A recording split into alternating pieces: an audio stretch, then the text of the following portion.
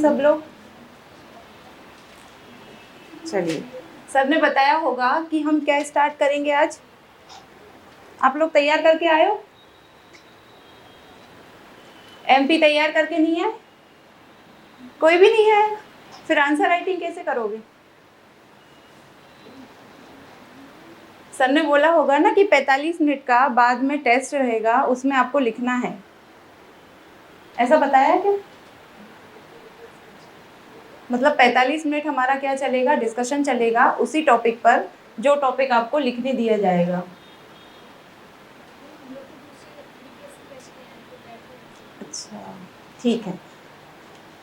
चलिए, जो हमारा फर्स्ट पेपर है और फर्स्ट पेपर का जो सेकंड पार्ट है और सेकंड पार्ट की जो थर्ड यूनिट है वो कौन सी है?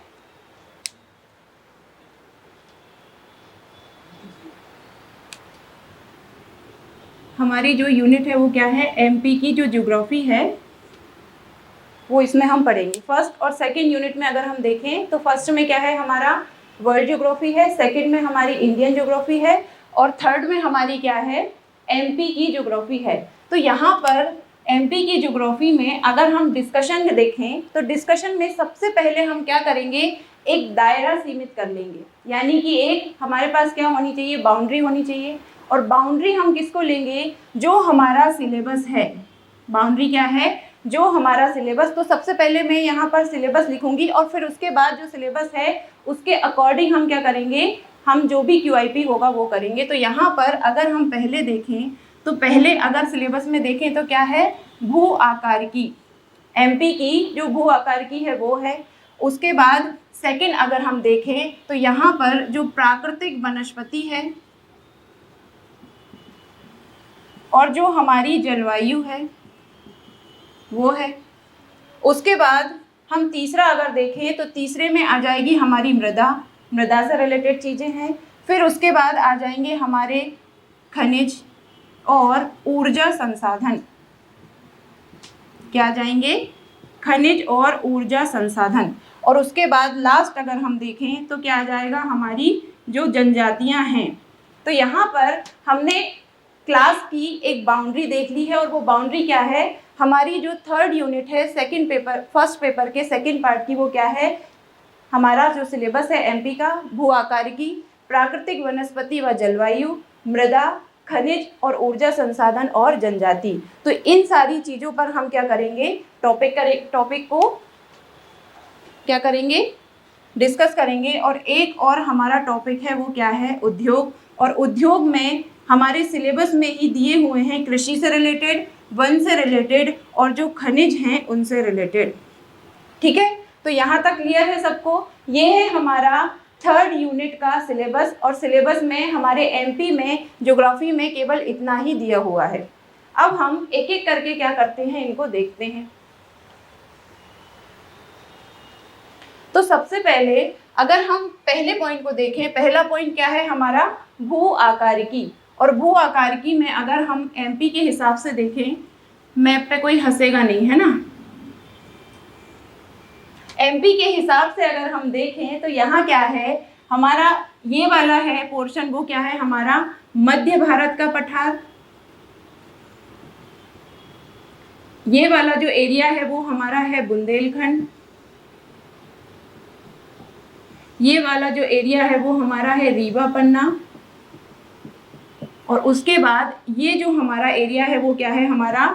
बघेलखंड का पठार। और यहाँ अगर हम आए तो ये है हमारा क्या? मालवा का पठार।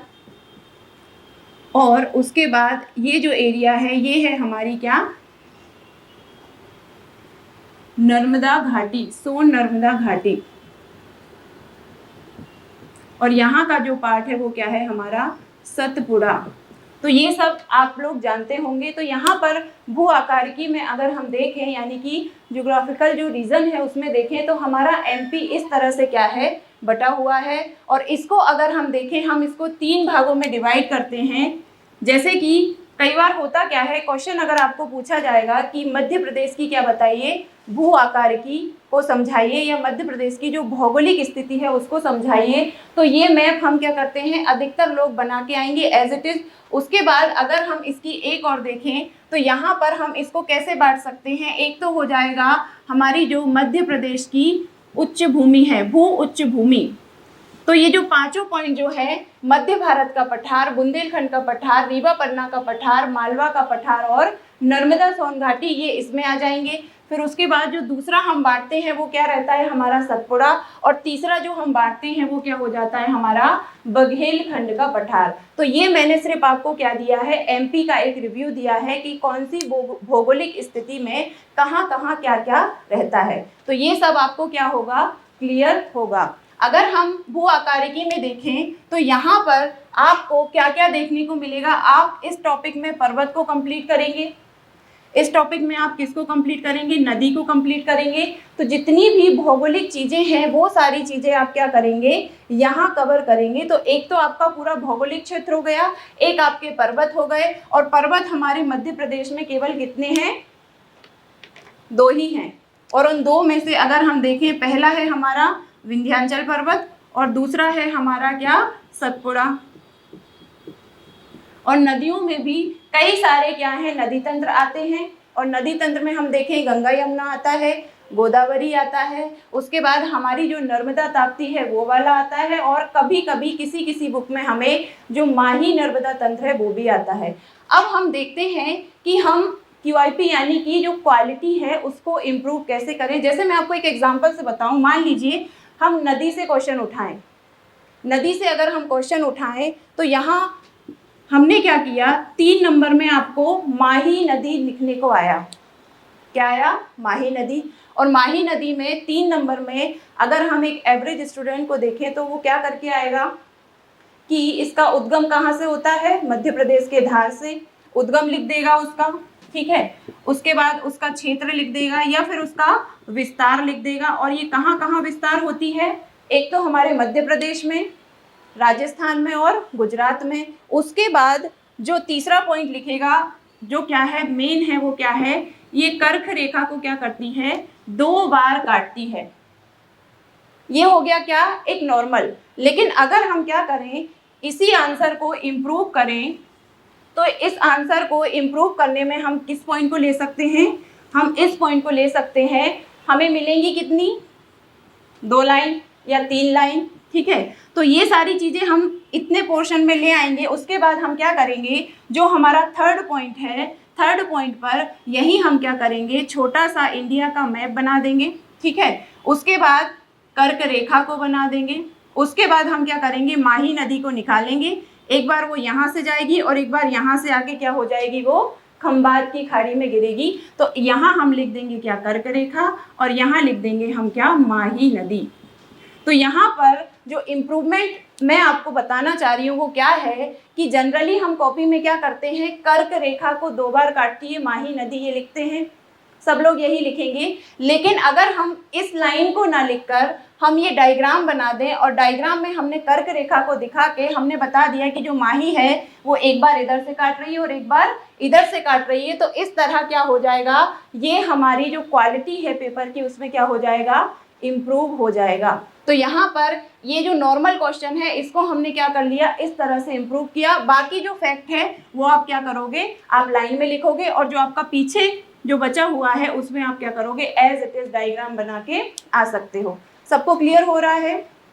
चलिए उसके बाद हम देखते हैं हमारा क्या, वनस्पति, यानी कि जो हमारी एमपी है उसमें जो वन है वो किस किस तरह के हैं। यहाँ पर अगर हम वन को ले लें, अगर हम वन को देखें तो एक एवरेज जो आंसर होगा वो क्या होगा, हम क्या करेंगे, वनों को बांट देंगे जो कि हर एक किताब में बटा हुआ है। पहला रहेगा हमारा प्रादेशिक आधार पर, दूसरा रहेगा हमारा प्रजाति के आधार पर, तीसरा रहेगा हमारा वन विभाग के आधार पर, चौथा रहेगा हमारा जो भौगोलिक है उसके आधार पर, और पांचवा जो हमारा रहेगा वो क्या रहेगा, शासकीय आधार पर। इस आधार पर बांटते हैं हम सारे जो भी क्या है हमारे वन है उनको, सबको पता है। यहाँ बांटेंगे तो प्रादेशिक में अगर हम देखें, प्रादेशिक में क्या आ जाएगा हमारा, विंध्यन वाला क्षेत्र आ जाएगा, विंध्यन वाला, और उसके बाद क्या आएगा, शिवपुरी मुरैना वाला आ जाएगा, और उसके बाद जो नर्मदा के दक्षिण भारा है, दक्षिण जो क्षेत्र है वो आएगा। तो प्रादेशिक में ये बांटेंगे हम।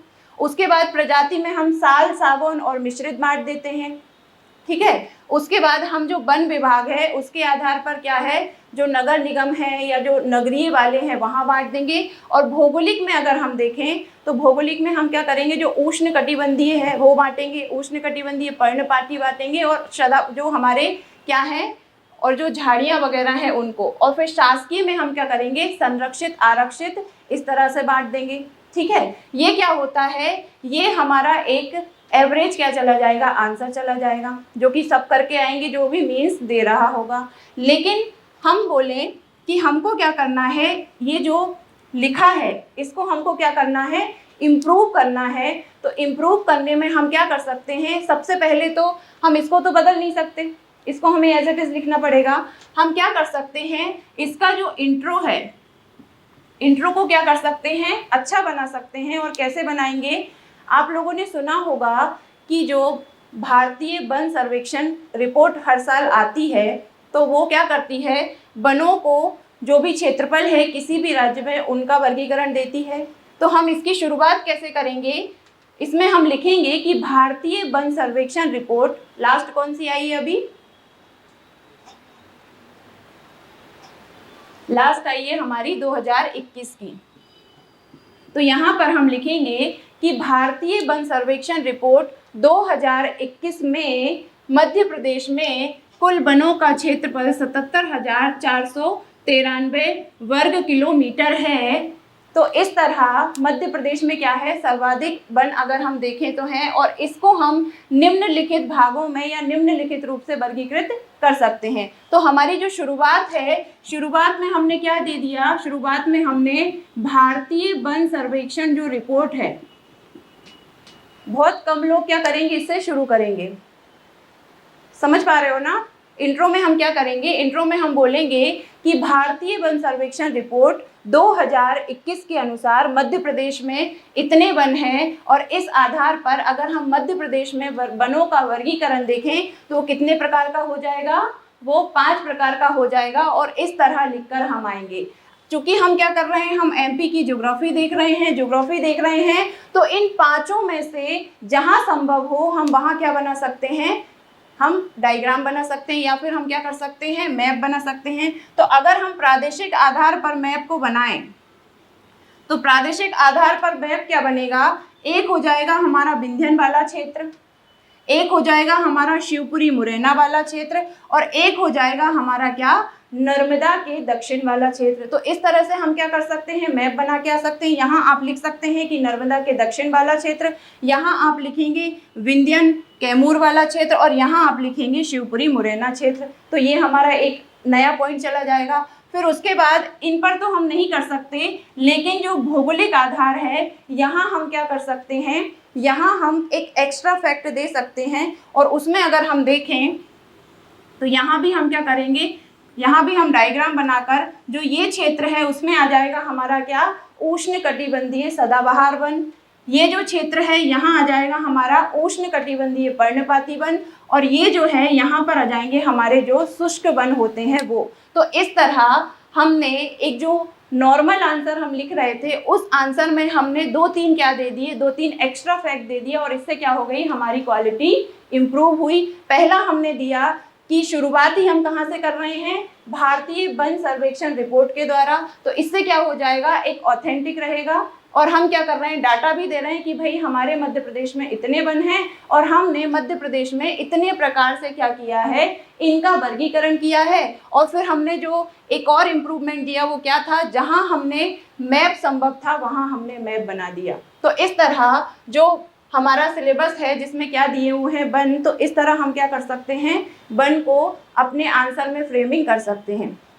अब ये तो हुआ क्या, वन, और वन में हमने देखा ये पूरा का पूरा। अब ये अगर पूरा का पूरा वनों का वर्गीकरण पूछेगा तो क्या पूछेगा, हमको पांचों लिखना पड़ेगा, मतलब ये 11 नंबर का क्वेश्चन बनेगा। लेकिन अगर वो 5 नंबर में पूछता है तो 5 नंबर में क्या होगा, वो पूछ लेगा कि प्रादेशिक आधार पर मध्य प्रदेश में वनों का वर्गीकरण कीजिए, या फिर वो पूछ लेगा प्रजाति के आधार पर कीजिए 5 नंबर में, या वो पूछ लेगा वन विभाग के आधार पर, या पूछेगा भौगोलिक या शासकीय आधार पर मध्य प्रदेश में वनों का वर्गीकरण कीजिए। यानी कि हमने पूरा तैयार किया है, और जब भी चाहे वो प्रादेशिक आधार पर पूछे तब भी हमें यहीं से शुरू करना है, यानी कि भारत की जो रिपोर्ट है वन सर्वेक्षण की तब भी यहीं से शुरू करना है, प्रजाति के आधार पर पूछे तो भी यहीं से करना है। इन पांचों में से जिस भी आधार पर पूछेगा हम बोलेंगे, जैसे मान लीजिए प्रादेशिक आधार पर पूछे तो हम क्या कहेंगे कि भारतीय वन सर्वेक्षण रिपोर्ट 2021 के अनुसार मध्य प्रदेश में इतने वन हैं और मध्य प्रदेश में प्रादेशिक आधार पर वनों को निम्नलिखित आधार पर बांटा गया है। क्लियर? तो इस तरह हम क्या कर सकते हैं, हमारा जो नॉर्मल आंसर जाना था उसको हम इम्प्रूव करके दे सकते हैं। क्लियर? फिर उसके बाद हम आते हैं कहाँ, नेक्स्ट है हमारा जलवायु। जो क्लाइमेट है हमारा नेक्स्ट, उसमें हम क्या करेंगे, मान लीजिए उसने क्वेश्चन पूछा कि मध्य प्रदेश में जो जलवायु क्षेत्र हैं उनका क्या कीजिए, वर्णन कीजिए, जलवायु क्षेत्रों का वर्णन कीजिए। तो नॉर्मल हम क्या लिख कर आएंगे कि मध्य प्रदेश में क्या है, इतने इतने प्रकार की जलवायु है, और अधिकतर मैंने कॉपियों में देखा है वो इस तरह उसको डिवाइड करके आते हैं।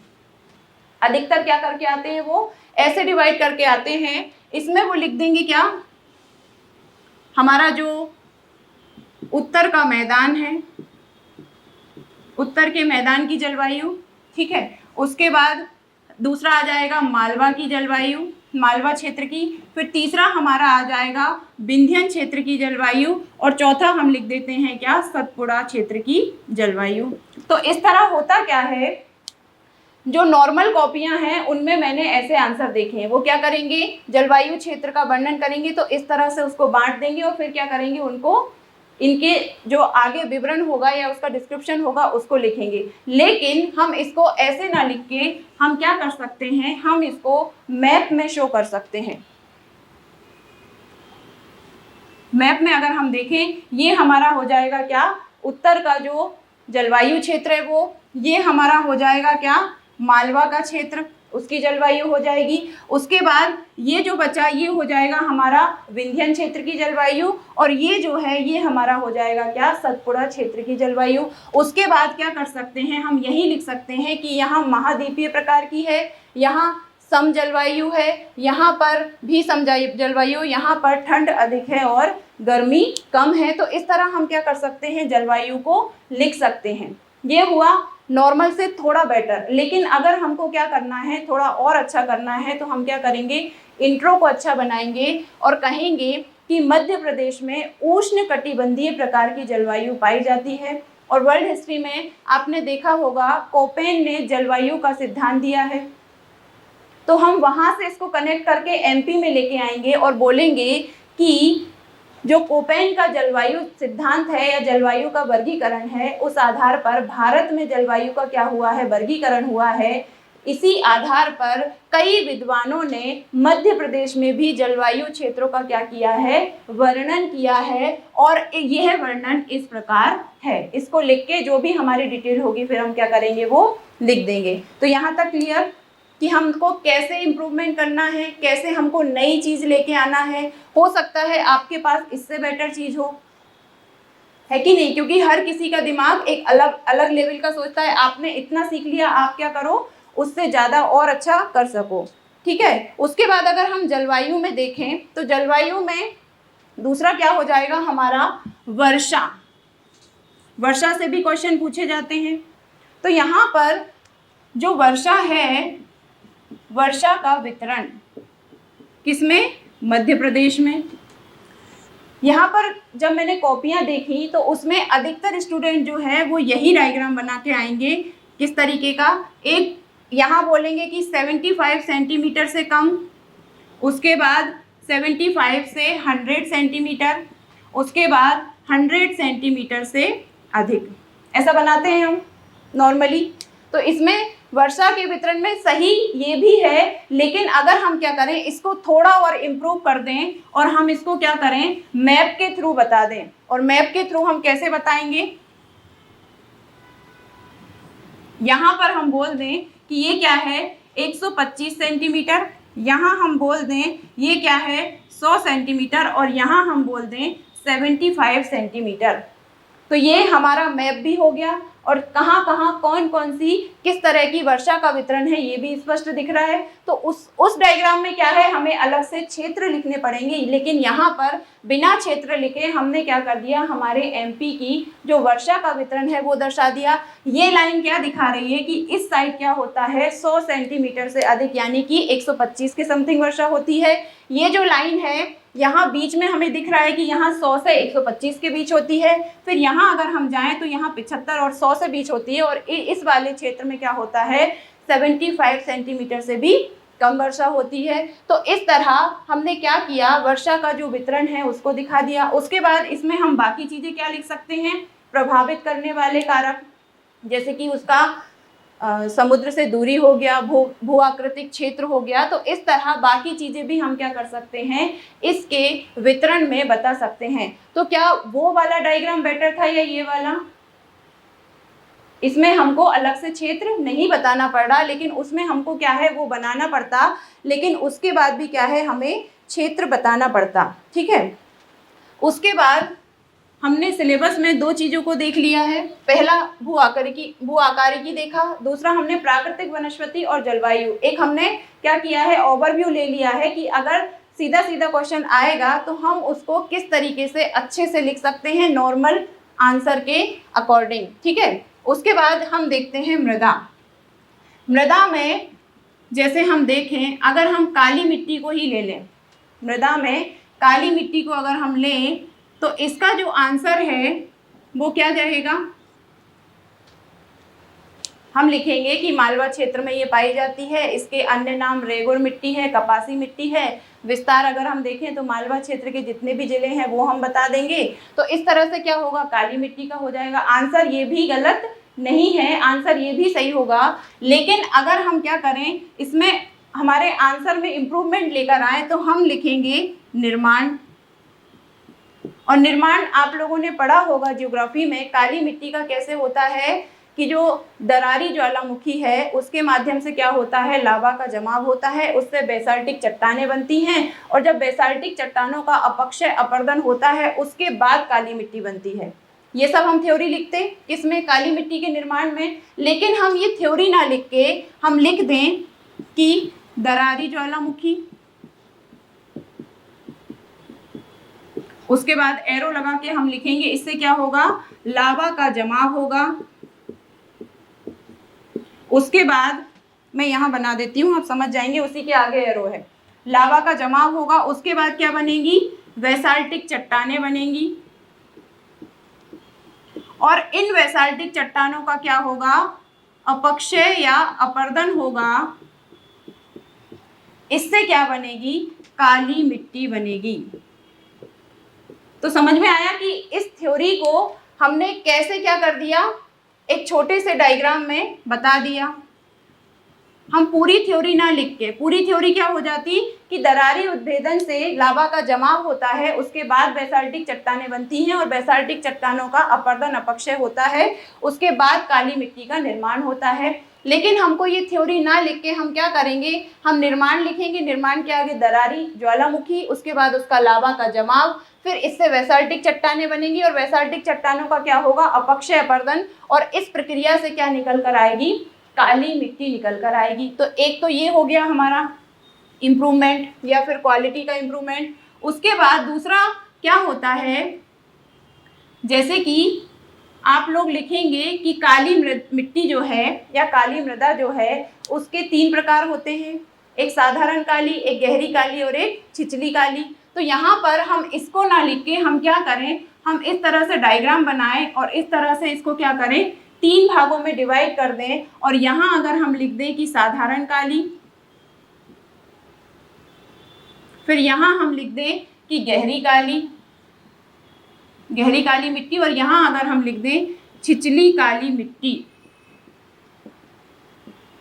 तो यहाँ क्या होगा, हमारा डायग्राम भी चला जाएगा, एरिया भी चला जाएगा कि कौन कौन से एरिया में किस किस प्रकार की मिट्टी मिलती है, और हमारे मिट्टी के प्रकार भी चले जाएंगे। तो इस तरह हम बोलें कि जो काली मृदा है उस पर अगर क्वेश्चन आया या काली मिट्टी पर क्वेश्चन आया तो हम नॉर्मल तरीके से ना लिख के हम कैसे लिखेंगे, इस तरह से लिखेंगे, तो नंबर उसमें ज़्यादा मिलेंगे या इसमें ज़्यादा मिलेंगे, क्योंकि इसमें क्या है, हर चीज़ स्पष्ट दिख रही है, और चेकर को क्या चाहिए कि उसको मेहनत ना करनी पड़े, सारी चीज़ें क्या हो, देख कर समझ में आ जाए कि जो कॉपी लिख रहा है वो बोलना क्या चाह रहा है। हमारी कॉपी जितना स्पष्ट बोलती है उतने स्पष्ट ही हमें क्या मिलते हैं, नंबर मिलते हैं। क्लियर। तो इस तरह क्या हुआ, जो हमारी मृदा है उससे क्या होते हैं, हमारे क्वेश्चन इस तरह से बनते हैं। तो बाकी जो मृदाएं हैं उनको भी आप क्या करेंगे, इस तरह से कर लेंगे। ठीक है, क्लियर हुआ।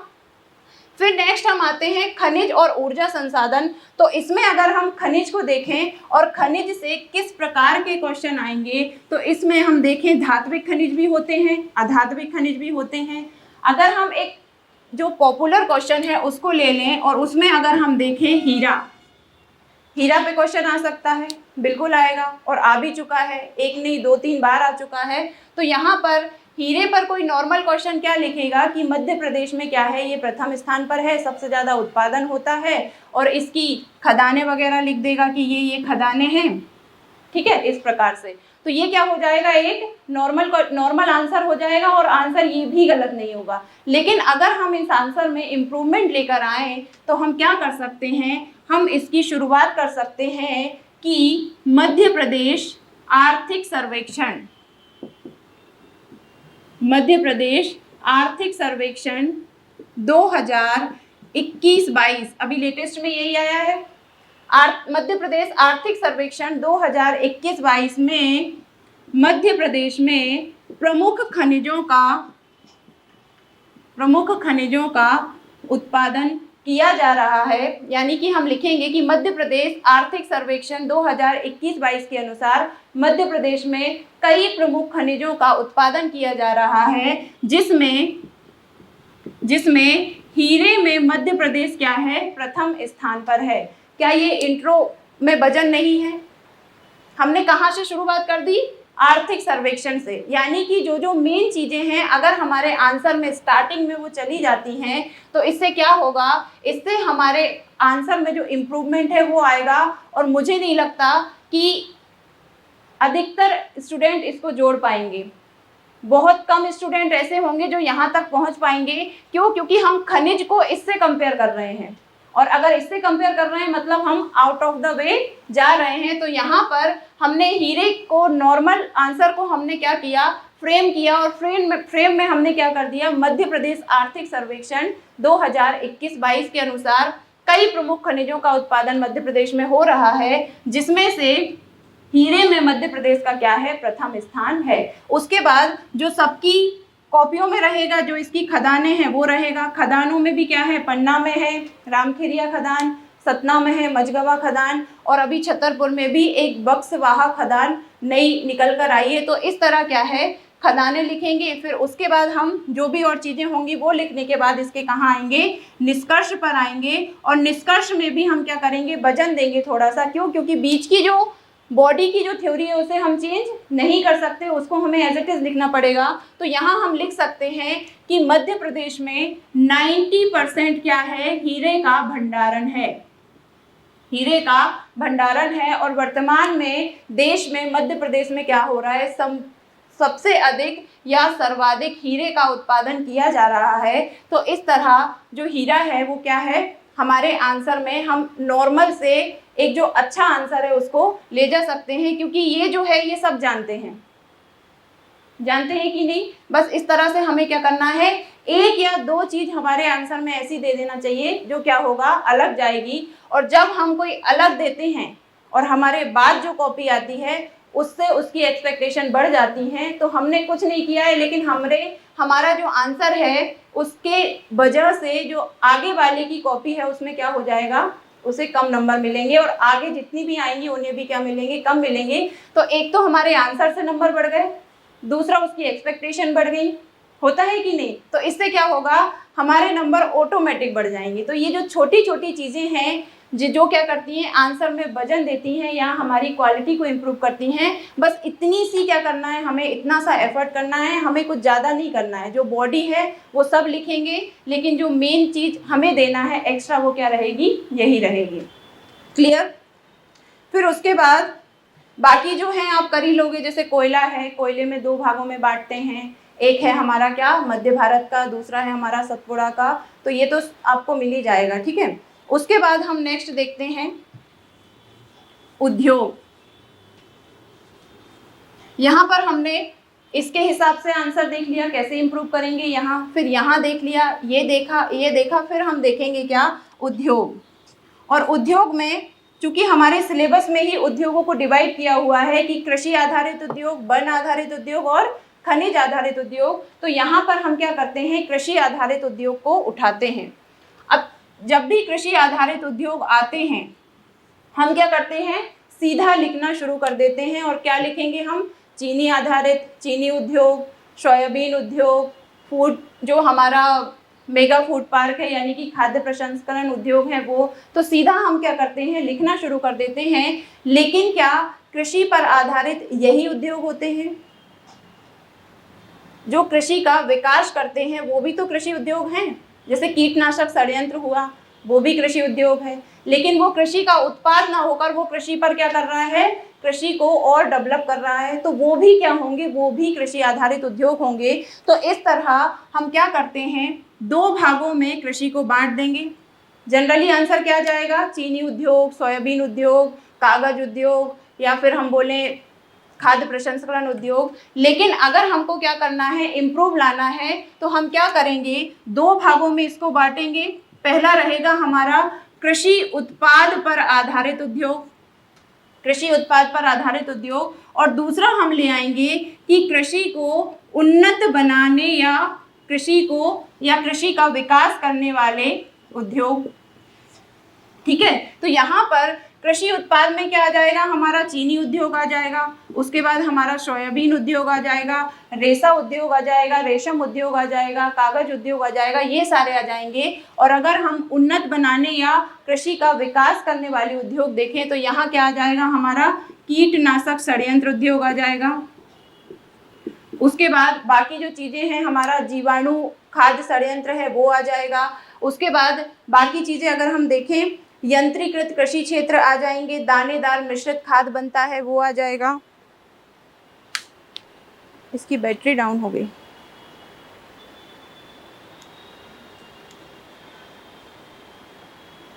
आवाज आ जाएगी क्या ऐसे सबको? वैसे भी थोड़ा सा ही रहा हो।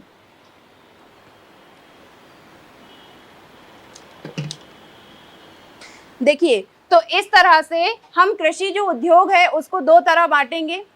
नॉर्मल आंसर ना लिख के हम क्या करेंगे, 2 तरह से बांटकर एक लिखेंगे कृषि के जो उत्पाद हैं वो, और फिर जो कृषि को उन्नत बनाते हैं या कृषि का विकास करते हैं वो भी क्या है, कृषि आधारित ही उद्योग हैं। तो हम क्या करेंगे, हमारे आंसर में उनको भी लेकर आएंगे, और फिर जो हम लिखते हैं वो सारी चीज़ें क्या करेंगे, हमारे जो आंसर है उसके इनपुट में रहेंगे। क्लियर?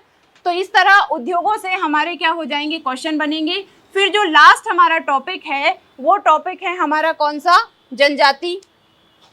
और जनजाति में भी क्या है, कई सारे क्वेश्चन बनते हैं, लेकिन अगर हम उठाएं जो हमारे भारत की जनजातियां हैं, विशेष पिछड़ी जनजातियां, जो क्या है, विशेष पिछड़ी जनजातियां हैं, उसको अगर हम उठाएं तो इसमें क्या हो जाएगा, आपको पता है कि 3 है क्या, एक है हमारा यहाँ पर सहरिया, यहाँ पर आ जाएगा बेगा, और यहाँ पर आ जाएगा क्या, भारिया। तो इस तरह मान लीजिए आपको 3 नंबर में क्वेश्चन आता है कि मध्य प्रदेश की 3 विशेष पिछड़ी जनजातियों के नाम लिखिए। तो अधिकतर लोग क्या करते हैं, 1 2 3 इस तरह से नाम लिख के आ जाते हैं। हमको ऐसे नाम ना लिख के हमको क्या करना है, मैप पे शो करना है कि शहरिया यहाँ है, बेगा यहाँ है और भारिया यहाँ है। तो इस तरह क्या हो जाएगा, हमारे आंसर में इम्प्रूवमेंट आ जाएगा। क्लियर? तो इस तरह हम क्या कर सकते हैं, लिख सकते हैं। अब मान लीजिए आपको 5 नंबर में बेगा पर क्या आता है, लिखने को आता है, और बेगा पर आपको पता है कि एक ऑथर हैं, कौन है, कौन है? आज तुम्हारी आवाज नहीं निकल रही। अच्छा, वेरियर एल्विन, इन्होंने एक पुस्तक लिखी है, और वो पुस्तक कौन सी है? The Vegas. ये जो पुस्तक है सबको पता है ये है, और सब कहीं ना कहीं आंसर में डालेंगे ही, है ना। लेकिन हमें क्या करना है, अगर बेगा पे 5 नंबर में क्वेश्चन आता है तो इम्प्रूव करने के लिए हम क्या करेंगे, शुरुआत में लिखेंगे कि यह मध्य प्रदेश की एक विशेष पिछड़ी जनजाति है। फिर आपका जो नेक्स्ट पॉइंट होगा उसमें क्या लिखेंगे आप, कि वेरियर एल्विन की पुस्तक द वेगास में हमें वेगा जनजाति से रिलेटेड निम्नलिखित क्या जानकारियां मिलती हैं, या निम्नलिखित हमें वहां से क्या मिलते हैं, तथ्य मिलते हैं। फिर आप क्या आएंगे, फिर आप बेगा पर आएंगे, और बेगा के बारे में जो भी चीजें हैं आप उसका विस्तार, यानी कि किस जगह पर है, आप उसकी जो मान्यताएं हैं वो, उसके बाद हम क्या करेंगे, हर एक जाति, हर एक समाज की क्या होती है, सामाजिक, आर्थिक और धार्मिक प्रथाएं होती हैं। तो यहाँ पर हम इसकी इस तरह से लिख देंगे, सामाजिक स्थिति, फिर हम लिख देंगे इसकी आर्थिक स्थिति, और फिर हम लिख देंगे क्या, इसकी धार्मिक स्थिति। तो सामाजिक स्थिति में अगर हम जनरली जनजाति को देखें तो यहाँ पर हमें पता है कि सभी में क्या है, पितृसत्तात्मक समाज है। उसके बाद ये इनका जो रहन सहन है, खान पान है, वो कैसा है, वो लिखने के बाद फिर हम आर्थिक में आएंगे, और आर्थिक में इसकी एक मेन विशेषता है, और मेन विशेषता क्या है, ये क्या करते हैं, ये स्थानांतरित कृषि करते हैं, जिसको हम क्या बोलते हैं, बेवार। तो यहाँ पर हम लिख देंगे बेवार कृषि। और धार्मिक में हम क्या लिखेंगे, जो इनके देव हैं, जैसे बूढ़ा देव, दूल्हा देव, उनके नाम लिख के इस तरह से हम क्या कर सकते हैं, आंसर को फ्रेम कर सकते हैं। तो जो बेगा है, शुरुआत हम कहाँ से करेंगे, पुस्तक से करेंगे, विशेष पिछड़ी जनजाति है वहाँ से करेंगे। इनका विस्तार, इनकी मान्यताएं लिखने के बाद हम इसको 3 भागों में बांटेंगे कि इसकी सामाजिक स्थिति, धार्मिक स्थिति और आर्थिक स्थिति। सामाजिक स्थिति में लिखेंगे पितृसत्तात्मक, आर्थिक में हम इसकी जो मेन काम है कृषि, और कृषि कौन सी है, जो बेवार कृषि है या स्थानांतरित कृषि है वो, और धार्मिक में हम लिख देंगे इसके जो धार्मिक मान्यताएं हैं वो सब। क्लियर। तो इस तरह हमने हमारा जो सिलेबस था उसका जो मेन चीज़ें है, यानी कि उसकी स्टार्टिंग में हमने भू आकारिकी देख ली, फिर हमने उसकी वनस्पति यानी कि वन से कैसा क्वेश्चन बनेगा, और उस क्वेश्चन में एवरेज आंसर की बजाय हम क्या इनपुट डालें कि हमारा जो आंसर है वो क्या हो जाए, इम्प्रूव हो जाए। तो हमने वो चीज़ें देखी। फिर मृदा में हमने एक नॉर्मल सा देखा, काली मिट्टी, जिसपे क्या सब लिख कर आते हैं, लेकिन काली मिट्टी को कैसे हम एडवांस बना सकते हैं हमारे आंसर को, वो हमने देखा कि किस तरह दरारी ज्वालामुखी होता है, फिर लावा जमता है, फिर बेसाल्ट चट्टान बनती है, उसका अपर्दन के बाद कैसे काली मिट्टी बनती है। तो इस तरह हमने उसका निर्माण एक पूरे से डायग्राम में क्या कर दिया है, बता दिया। फिर हमने क्या देख लिया था, खनिज, और खनिज में भी हमने एक नॉर्मल उठाया जो कि क्या है, सबको पता है, हीरा, और सभी उस पर लिख के आते। लेकिन हम हमारे आंसर में कैसे एडवांस लेकर आएँ, 5 में से हमको 4 कैसे हम खींचें उससे नंबर, वो हम कैसे करेंगे। तो इस तरह मैंने आपको बताया कि कहाँ से शुरू करना है हमें, आर्थिक सर्वेक्षण से। अब कोई भी खनिज का क्वेश्चन आए, कोई भी खनिज का क्वेश्चन आए, जनरली क्या आता है हमारा, मैग्नीज का पूछ लेते हैं, कोयले का पूछ लेते हैं, और हीरे का पूछ लेते हैं।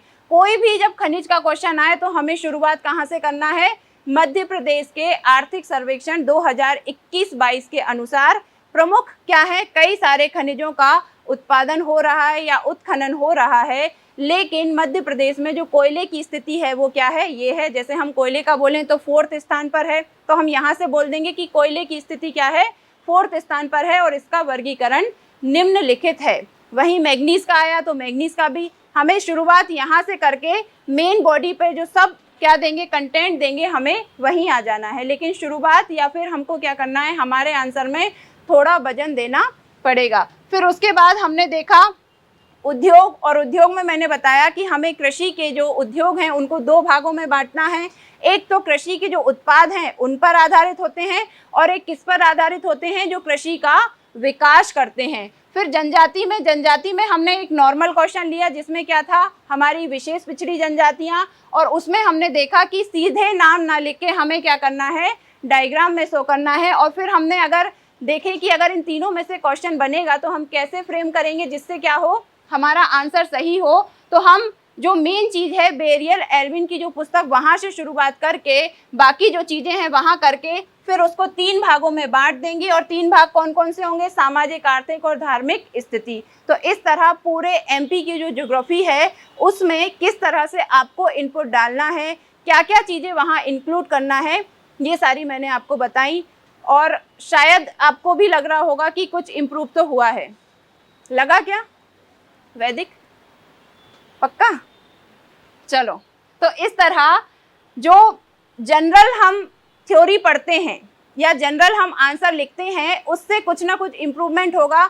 मैंने आपको 4 चीज़ें बताई, आप जब सोचोगे तो 10 चीज़ें दिमाग में आएंगी, क्योंकि हमने क्या है, पूरे सिलेबस को तो पढ़ा नहीं है, पूरे सिलेबस के हमने मेन चीज़ को पढ़ा है। तो मैंने मेन चीज़ पे आपको क्या बताया, इम्प्रूवमेंट बताया। लेकिन जब आप सिलेबस पढ़ोगे और छोटी छोटी चीज़ें आप पढ़ोगे तो इससे क्या होगा, आप और चीज़ें वहाँ कनेक्ट कर पाओगे। क्योंकि ये जो क्वालिटी इम्प्रूवमेंट है ये केवल और केवल आपको एक वे देगा, ना कि आपको पूरा सिलेबस कंप्लीट कराएगा। क्योंकि जब वे मिल जाता है तो 10 चीज़ें हम खुद क्या करते हैं, वहाँ जोड़ लेते हैं। सबको क्लियर हुआ? अब इनमें से कोई डाउट कि कैसे हम शुरू करें, क्या चीज़ शुरू करें, किसी को कुछ पूछना है? नहीं पूछना? खत्म करें क्लास? अब आप लोग लिखोगे क्या आंसर?